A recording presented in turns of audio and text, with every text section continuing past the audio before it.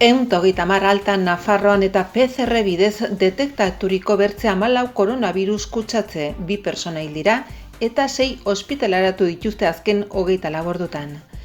Txibite lehendakariak esan du hitzarmen ekonomikoaren koordinazio batzordearen hurrengo bileran aztertu beharko dela Nafarrak zer nolako parte hartzea izanen duten 16 milioi euroko funts itzulezinean. Nafarroak 3 minutuko isilunea egin du koronavirusaren biktimen omenez. 0 fasean sartu garen honetan denda eta negozio txikiek lanean hasteko aukera dute. Nafarroko ekonomiak 2,8% egin du behera 2020ko lehen hiruhilekoan iazko epe berarekin alderatuta. Nafarroko osasun zerbitzuak fase berri bati ekingo diote arreta ez presentziala eta telemedikuntza indartuz. Soldatzen lantegi eskolako begiralek kaiola funtzio aniztunak diseinatu dituzte Jesus eta Maria aterpetxerako eta non-touch gailuak udal langilendako.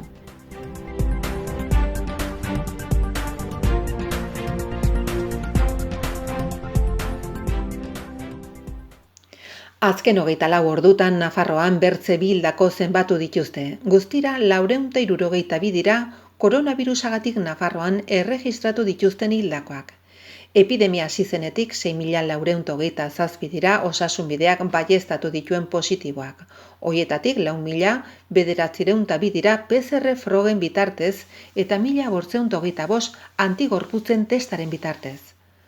Positibo aktiboei dagokionean, hau da kutsatuak, sendatuak eta hildakoak, 3.454 dira, orain ofizialki zenbatutakoak, aurreko egunean, baino 136 gutxiago.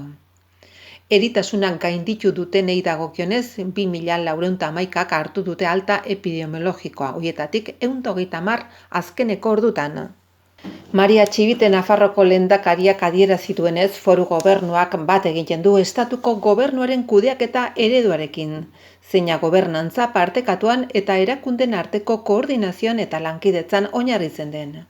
Gainera, beste behin ere esker ona adierazi dio gizarte osoari konfinamendu neurriekin izandako konpromisoagatik eta esan du jokabide arduratsu hori deseskalatze fasean mantendu eginen delakoan dagoela.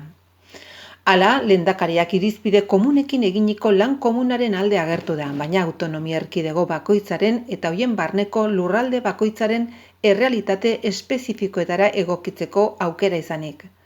Gainera, adierazi du Nafarroan oinarrizko osasun eremuen adierazle zorrotzi jarraikiz eginen dela deseskalatzea, eta Nafarroko gobernuak une oro izanen dituela gogoan Nafarroko udal eta kontzejoen federazioen ekarpenak. Hortaz, azaldu du gobernantza partekatutako ereduak autonomia erkidegoen eta estatuaren artekoa izan behar duela batetik eta foru gobernuaren eta tokiko erakunden artekoa bertzetik.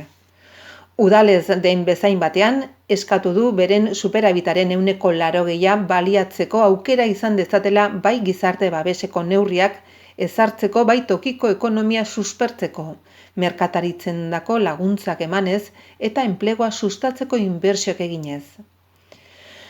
Txibite lehendakariak iragarri du foru erkidegoak Elma Sainz Ekonomia eta Ogasun Kontseilariaren bitartez parte hartuko duela eginen den politika fiskal eta finantziaziorako kontseiluan. Bilera horretan, Sánchez presidenteak iragarritako 16.000 milioi euroko funts itzulezinak izango da aztergai, baita ekonomia berriz aktibatzeko Europak onetsitako laguntzak ere. Hala eta guztiz ere foru erkidegoaren autogobernua eta berezitasuna kontuan izanik, Txibite lehendakariak eskatu du Nafarroaren eta estatuaren arteko hitzarmen ekonomikoaren koordinazio batzorde iraunkorraren bilera baterako deia egin dadila. Bi administrazioaren arteko aldebiko organo horretan zehaztu beharko dira gaur egungo egoerako aurrekontu eta finantziazio lanabesak bertzea bertze Nafarroaren parte hartzea aipaturiko funts itzulezinean. Merkataritza jarduera errekuperatzearen ildotik lehendakariak esan du garrantzitsua dela Nafarroaren eta Frantziaren arteko mugaz gaindiko merkataritza berriz hastea funtsezkoa baita ostatuen jarduera komerzial berezirako eta mugaren bi aldetako herritarrei ematen dieten zerbitzurako. Kanpo harremanetarako eta industria eta merkataritzako ministerioekin harremanetan dagoela gaineratu du. Azkenik eta hezkuntzaren eremuaz den bezain batean, lehendakariak neurri zehatzak eskatu ditu ikasgeletara itzulera seguru bat bermatzeko lanera bueltatzen ari diren gurasoek familia eta lana bateratu beharra dutela kontuan izanik. Nafarroak omenaldia eskaini zien atzo eguerdian koronavirus pandemiaren biktimei 3 minutuko isilunea eginez. Maria Txibite lehendakaria buru elkartaratzea eginda eguerdiko 12 Nafarroko jauregiaren aurrean. Omenaldirako deialdia foru gobernuak, Nafarroko parlamentuak, Nafarroko udal eta kontzejoen federazioak eta gobernuaren Nafarroko ordezkaritzak egin dute elkarrekin. Halaber, erakunde horiek herritarrei dei egin diete ekimenarekin bat egiteko leiho eta balkoietan isilik egonik. Txibite lehendakariaz gain, elkartaratzean parte hartu dute Javier Remírez eta Jose Maria Ierdi lehendakari ordeak, eta Elma Sainz, Eduardo Santos, Santos Indurain, Ana Ollo eta Itziar Gomez konsellariek. Apirilaren 29an eginiko lan saioan, Nafarroko gobernuak adierazpen instituzional bat onartu zuen, zeinan pandemiak eraginiko krisi humano, sanitario, sozial eta ekonomikoko egoera honetan, Nafar herritarrekiko konpromiso eta gertutasuna adierazteaz gain, hildakoen, senide eta adiskidei begirune handienaz onginahia, atsegabea eta dolumina helarazi baitzizkien. Adierazpenaren bitartez krisiaren ondorioen aurka borrokan ari direnen lan etengabe eta adoretsua eskertu zuten eta aitortza egin zieten herritarren alegin kolektiboari, gizalegezko erantzunkizunari eta elkartasunari. Era berean herritarroi dei egin zieten 3 minutuko isilunearekin bat egitera, pandemia honen biktimak oroitu eta memorian ohore egiteko. Espainiako gobernuak zenbait dekretu argitaratu ditu. Espainiako aldizkari ofizialean eta hoietan zehaztutakoaren arabera, gaurtik aintzinera 0 fasean sartu gara eta zenbait gauz aldatuko dira. 400 metro kuadro edo gutxiago duten denda eta komertzioak hasi ahalko dira lanean. Saltoki handietan dauden dendek ezingo dute ireki ez baldin badute sarrera bat kanpoko aldetik. Txanda hartu beharko da denda hoietara joateko eta aldi bakoitzean bezero bakarra hartatu beharko dute. Ezingo dira itxaroteko eremuak antolatu dendaren barruan eta kanpoan jendea pilatzea saihesteko moduan antolatzeko eskatu du gobernuak.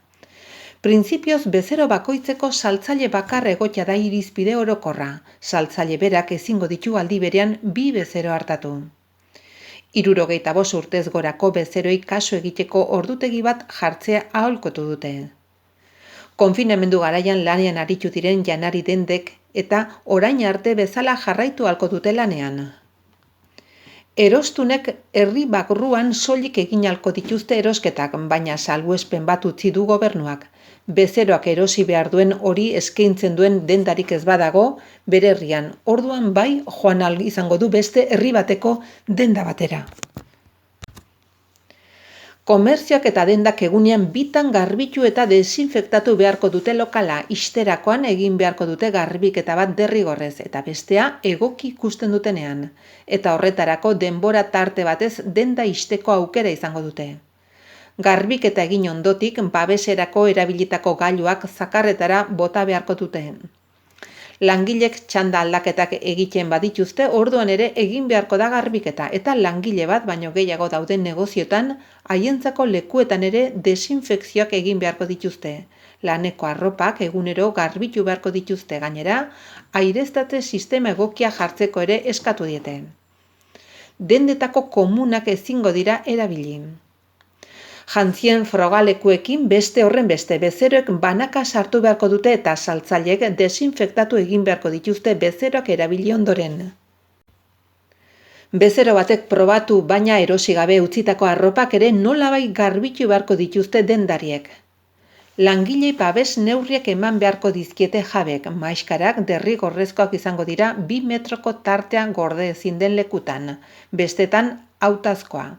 Eskua garbitzeko hidroalkolak erabiliko dira.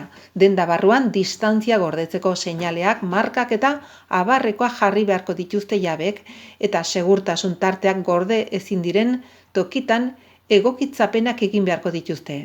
Pantalla eta lakoak ere jarri beharko dituzte beharrezkoa denean. Bezeroentzat sarreran eskua garbitzeko gela jarri beharko dute eta mukizapiak eta botatzeko zakarrontziak ere bai, albada tapa dutenak eta eskurik erabili gabe irekitzen direnak. Gaixo dauden langileek eta 40 aldian daudenek ezingo dute lanera joan. Autozerbitzuak dauden tokitan ezingo dute bezeroak zuzenean erosgai hartu. Negozioaren jabeak jarri beharko du langile bat. Bertzetik, janaria prestatzen duten lokalak eta jatetxeak edo ostatuak ere lanean hasi ahalko dira gaurtik aurrera, baina muga batekin, ezingo da otordurik egin lokal hoietan. Jakiak etxetara bidali beharko dituzte edo bezeroak lokalera joan ahalko dute jakiaz jasotzera. Dekretuak aipatzen du negozioiek ere jarri ahalko dituztela 65 urtez gorako personendako edo behar berexiak dituztenendako ordutegi zehatzak. Aholkatu dute eskaria telefonoz edo online egitea eta jantokiak bezeroari orduzeaz bat ematea bila joan beharko du. Eskaria jasotzeko orduetan soilik egon daitezke irekita jendearentzat. Gainerako ordutan ateak itxita jardun beharko dute. Bertzetik igelseroak, iturginak, elektrizistak, arotzak eta antzeko gremioak ere lanera itzuli ahalko dira gaurtik aurrera. Obrarekin edo lanarekin zerikusirik ez duten personekin interferentziarik ez egotea bermatu beharko dute lanera itzultzerakoan. Etxe, lokal edo eraikin hutsetan lanean hasi ahalko izango dute eta bestetan ziurtatu beharko dute bizilagunekin harremanik ez izatea lanaldian. Garbitasun eta segurtasun neurriak hartu beharko dituzte langilek jarduera hoietan aritzeko. Bestetik, kirola modu profesionalen egiten dutenek aire librean entrenatzen hasi ahalko dute gaurtik aurrera. Oraingoz probintzi barruko mugetan ibili beharko dute. Naturgunetara joateko aukera izango dute, baina beren jarduera fisikoala eskatzen badu. Itsasoan, erreketan eta abarretan ere ibili ahalko dute eta beharrezkoa duten material eta ekipamendu guztia erabili ahalko dute. Kirol egokituan aritzen direnek laguntzaile batekin irten izango dute, baina biek maiskarak erabili beharko dituzte eta segurtasun tartea gordetzen saiatu beharko dute. Entrenatzailea jarraitu ahal izango ditu kirolarien saioak baina distantzia gordeta. Oro har 2 metroko tarteak uzteko aholkatu dute, baina bizikletan, patinetean eta antzekoetan ibiltzen direnen kasuan 10 metroko tartean uzteko eskatu dute. Kirol egokituan dabiltzanak salbuetsita daude. Barneko produktu gordina 2,8% jaitsi da Nafarroan, iazko hiruhileko berarekin alderatuta. Kopuru horrek, koronavirusko pandemia jarduera ekonomikoan izaten ari den ondorioak islatzen ditu. Izan ere, otsailara arte, egoeraren araberako adierazlek hazkunde egonkorraren bidea adierazten zuten. Hiruhileko tasari dagokionean 2020ko urtarriletik martxora bitartean, barneko produktu gordina 4,4% jaitsi da Nafarroan, 2019ko laugarren hiruhilekoarekin alderatuta.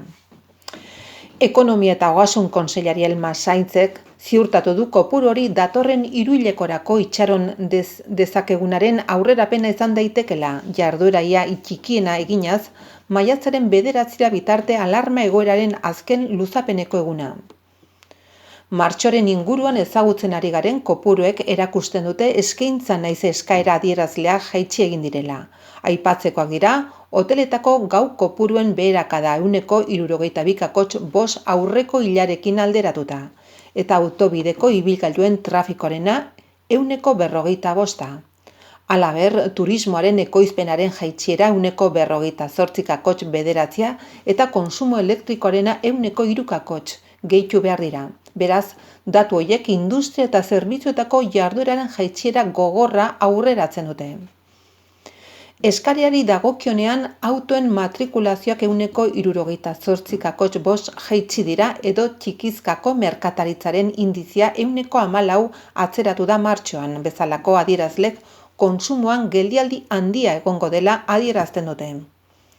Enpleguari erreparatuta datuek suntsipen kopuruak erakusten dituzte bati bat zerbitzuen eta eraikuntzaren sektoretan eta suntsipen hori bereziki handia da ostalaritza, merkataritza edo enpleguarekin loturiko zerbitzuak bezalako zenbait adarretan. Martxoren erdialdiaz geroztik jarduera geratuta izateagatik.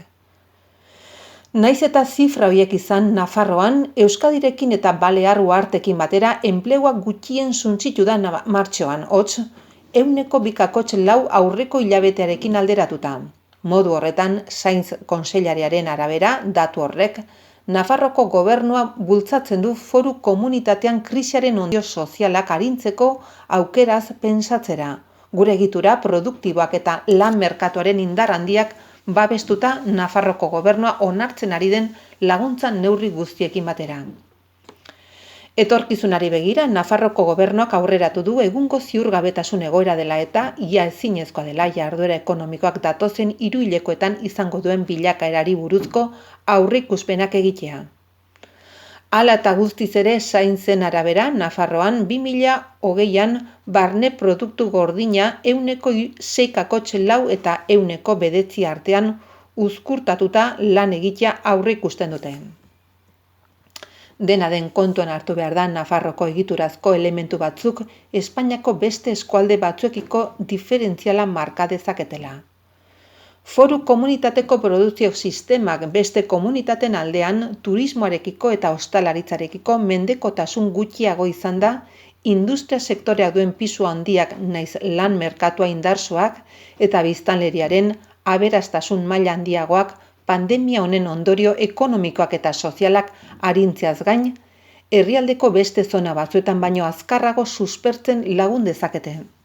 Nafarroko osasun arretak bai lehen mailakoak bai ospitalekoak fase berri bati ekileko prest daude.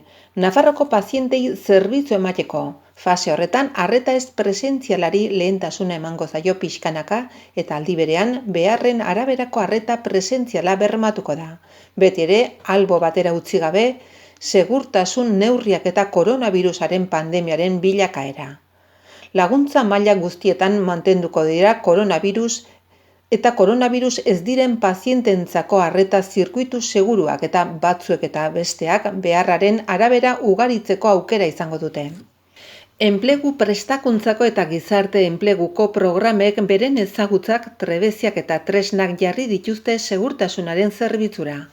Alarma egoeran, modu koordinatuan koronavirusaren kontrako borrokan urruntze soziala bete dadin laguntzeko. Udalaren lantalde horiek Nafarroko gobernuko finantziazioa jasotzen dute, Nafarroko enplegu zerbitzua, Nafar Lansare eta Gizarte Eskubidetako departamentuaren bidez. Arantzadi prestakuntza zentroaren pean dagoen Iruñako udaleko soldatze eskola lantegia eta bertako begiralek Jesus eta Maria Terpetxaren patioan paratuko diren kaiola funtzioniztunak diseinatzen ari dira. Haietan hartzeko konfinamenduak iraun bitarte, zentro horretan ostatua hartuta daudenen maskotak, lagun egiteko txakurrak nagusiki. Alarma egoerari buru ematen zaionean, egitura horiek bizikletarako ontzi seguru gisa erabiltzen halko dira ere. Halaber, soldatze eskola lantegian prestatu dute non-touch gailuen diseinua altzairuzko agatxoz eta gomazko tutu eta tapoiz eginak. Soldadurako lantaldeko peoiak ari dira dagoeneko horiek fabrikatzen eta 800-etik gora egitea aurreikusi dute. Konzepzio erraxeko diseinu propioa sortu dute azkar fabrikatzeko modukoa. Izan ere, kalkulatu dute horietako bakoitza egiteko 4 minutu beharko direla printzipioz. Erabilera seguruko elementu bada, gailua fabrikatzeko hautatu dituzten materialak egokiak direlako, desinfekzio erabaterakoa eta ura garbitu ondotik ez dituelako galtzen gailua zertarako diseinu den eta horretarazko ezaugarriak eta funtzioak. Non-touch gailu bakoitzaren kostua 0,66 euro dira.